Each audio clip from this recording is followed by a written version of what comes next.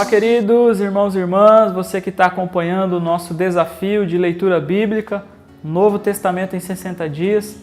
Nós estamos aqui para responder aos questionamentos que foram feitos na nossa segunda semana de leitura, do dia 16 de janeiro ao dia 22 de janeiro.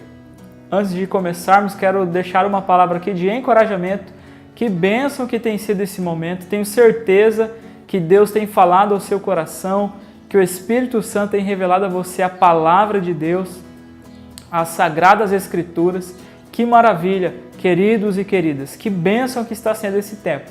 Continue sendo encorajado, estamos aí caminhando para mais da metade de um mês, logo vai se passar esse período, com certeza vai ser um tempo de Deus na nossa vida, como tem sido até aqui. Então continue com a gente, em nome de Jesus. Deixe já o seu like, o seu comentário, nos ajude a propagar as nossas mídias, tá bom? Em nome de Jesus, temos mais uma semana aí. Lembrando a você que está no nosso grupo de WhatsApp, o nosso link para qualquer dúvida está lá no descritivo do grupo. É só você clicar lá, dados do grupo, vai estar lá o link para você baixar o planejamento de leitura, caso você ainda não tenha baixado, ou impresso, você que gosta dele impresso para fazer ali as suas anotações, está lá também. E também tem um link para um formulário do Google para que você coloque a sua dúvida e assim a gente vai conversando semanalmente. Tudo bem? Estamos orando, pensando a respeito de formatar um curso logo após o planejamento de leitura, então vai tendo expectativa, nós queremos desafiá-lo a ter mais intimidade com a palavra de Deus. Então vamos juntos. Primeira pergunta, queridos irmãos e irmãs, é a seguinte: Jesus estava falando aos escribas e sacerdotes da época. Não era para eles se converterem e nem haver perdão para eles? Essa foi a nossa primeira pergunta. O texto base, Evangelho de Marcos, capítulo 4, versículo 12. Coloquei aqui na revista atualizada, porque a pessoa não colocou lá, colocou Almeida, mas não colocou se era revista atualizada ou corrigida. Então eu deduzi que está na revista atualizada e o texto diz assim para nós: para que vendo, vejam e não percebam, e ouvindo, ouçam e não entendam, para que não venham a converter-se e haja perdão para eles. Então a pergunta é, Jesus estava falando aos escribas e sacerdotes da época, não era para eles se converterem nem haver perdão para eles? O texto está dizendo aqui, e Jesus está fazendo uma relação, citando aqui um texto do Antigo Testamento, que é Isaías 6, 9 e 10, onde está falando praticamente a mesma situação, de que falando eles não entenderiam, vendo não enxergariam aquilo que Deus estava revelando a eles. Em outras palavras, a resposta é, de fato, a palavra de Deus não chegaria àqueles corações, porque Deus veio para os doentes e não para os que são curados, não para os sãos. E aqui há um outro texto também que nós precisamos lembrar, Tiago capítulo 4, versículo 6, porque Deus resiste aos soberbos e dá graça aos humildes. Então, Jesus, sendo onisciente, conhecendo antes da palavra chegar à língua, ele já lia o coração daquelas pessoas, já sabia o intuito do coração delas, que ali era uma aparência, que ali era uma soberba, que não dependiam de Deus. Então, ele conversava por meio de parábolas e não era revelado a todos. É assim, queridos irmãos e irmãs, a salvação de Deus é assim. Deus é soberano, Ele toca o coração de quem Ele quer, Ele manifesta a sua graça a quem Ele quiser, através do seu Espírito Santo. Então, a segunda pergunta para nós, seria a mesma figueira de Mateus 21, 19? Texto base, Marcos capítulo 11, versículo 20, Almeida, revista corrigida. E eles, passando pela manhã, viram que a figueira se tinha secado desde as raízes. Então perguntaram se seria a mesma figueira do Evangelho de Mateus, capítulo 21, 19. Sim, porque os evangelhos Marcos, Mateus e Lucas, ou se você quiser colocar na ordem que está a Bíblia formatada, Mateus, Marcos e Lucas, eles são considerados evangelhos sinóticos. Tudo que tem ali em um dos evangelhos tem nos outros dois. Então sempre de uma maneira distinta, porque cada autor escreveu conforme a sua leitura. Cada um teve uma visão para aquele fato, para aquele acontecimento. Mas então é a mesma figueira, é o mesmo relato bíblico. Essa é a nossa resposta para essa segunda pergunta. Terceira pergunta, queridos. Capítulo 9, versículo 1 de Marcos. Jesus falava aos discípulos que não passariam pela morte, até que vissem ter chegado com poder o reino de Deus. Este reino seria a ressurreição de Jesus e a vinda do Espírito Santo? Essa é a pergunta. Como eu disse, Evangelho de Marcos, capítulo 9, versículo 1, revista atualizada, diz assim o texto: dizia-lhes ainda: em verdade vos afirmo que, dos que aqui se encontram, alguns há que, de maneira nenhuma, passarão pela morte, até que vejam ter chegado com poder o reino de Deus. Então Jesus está fazendo uma referência, de fato, à sua ressurreição. E ele está aqui, por mais que ele esteja falando do momento da transfiguração, porque se você continuar lendo aí os versículos, você vai perceber que logo após Jesus estar falando esse texto aqui, acontece o momento da transfiguração.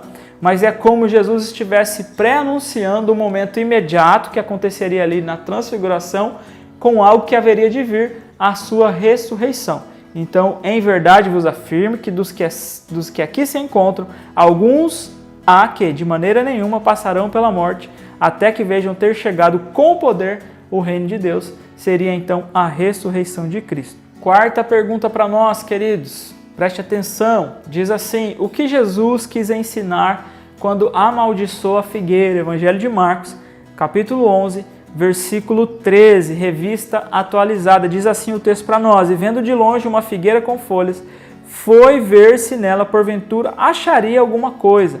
Aproximando-se dela, nada achou, senão folhas, porque não era tempo de figos. Então, o que Jesus quis ensinar amaldiçoando essa figueira? Jesus amaldiçoou a árvore por ela conter uma aparência. Ela aparentava ser uma árvore boa, mas não continha frutos. Essa é a referência que Jesus faz e, de fato, ele amaldiçoa para que os discípulos entendam o poder da oração, o poder de verbalizar a palavra de Deus. Jesus, com autoridade, amaldiçoou aquela figueira e ela não dá mais fruto.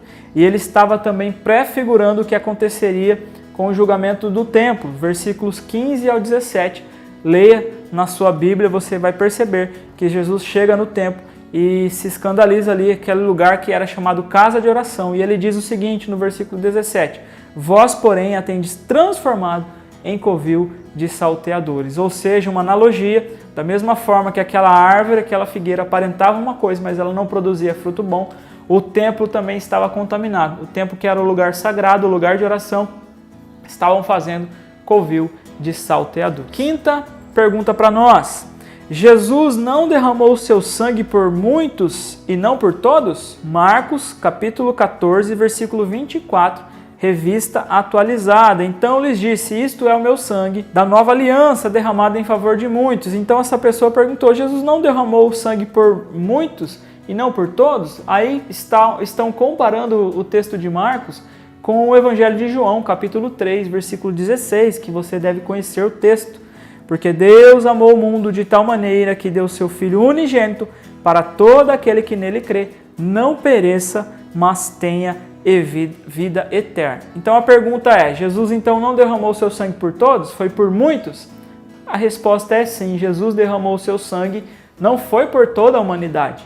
Jesus morreu na cruz do Calvário, ressuscitou para dar salvação aos seus eleitos, ao povo escolhido de Deus. Por isso que o Evangelho de João, capítulo 15, versículo 16, diz o seguinte: não foste vós que escolhestes a mim, pelo contrário, eu vos escolhi vós outros, a fim de que vocês vão e deem fruto, e o vosso fruto permaneça. Deus é quem vem na vida do ser humano, através do Espírito Santo, tira a cegueira dos seus olhos e revela a palavra, o entendimento.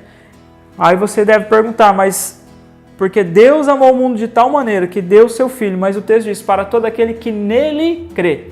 Quem crê, quem recebe Jesus no seu coração, é o eleito, é o escolhido de Deus. Quem não creu é porque não foi manifestado a graça de Deus na vida dele. Claro que Jesus morreu por todos? Sim.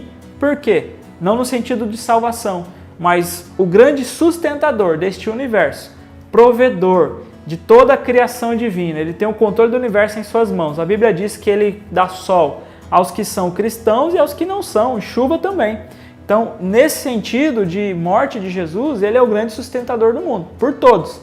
Se estamos aqui, se o universo continua funcionando, o planeta Terra da maneira perfeita a qual nós vemos, e quem tem destruído é o ser humano, é porque há um grande governador, um grande sustentador, que é o Senhor do universo, nosso Jesus. Mas a salvação se revela àqueles a qual Ele escolheu através do Espírito Santo. É todo aquele que nele crê, por isso que é o sangue derramado por muitos e não por todos. Sexta e última pergunta da nossa semana. E por favor, interaja conosco, queridos.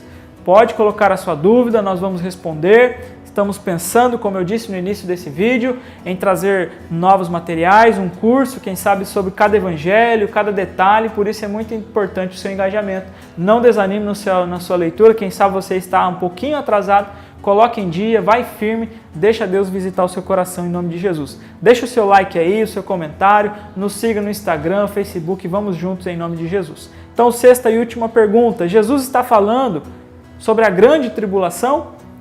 Evangelho de Marcos, capítulo 13, versículo 17. Ai das que estiverem grávidas e das que amamentarem naqueles dias. Sim, Jesus estava falando da grande tribulação. Esse texto, ele está tendo duas referências aqui. Jesus estava dizendo sobre a destruição do templo de Jerusalém, o momento ali caótico que os judeus viveriam e que aconteceu, e ao mesmo tempo está falando da sua vinda. Então, ai daquelas, de fato, sofreriam as mulheres grávidas e que estiverem amamentando, porque com certeza teriam dificuldade para uma fuga rápida ou qualquer tipo de locomoção. Então, esse é o sentido desse texto. Seriam empecilhos para uma fuga rápida. Haveria ali dificuldade. Então, muito obrigado pela sua participação, engajamento. Deus continue te abençoando. Continue lendo. Mais uma vez eu reforço com você e vamos juntos em nome de Jesus.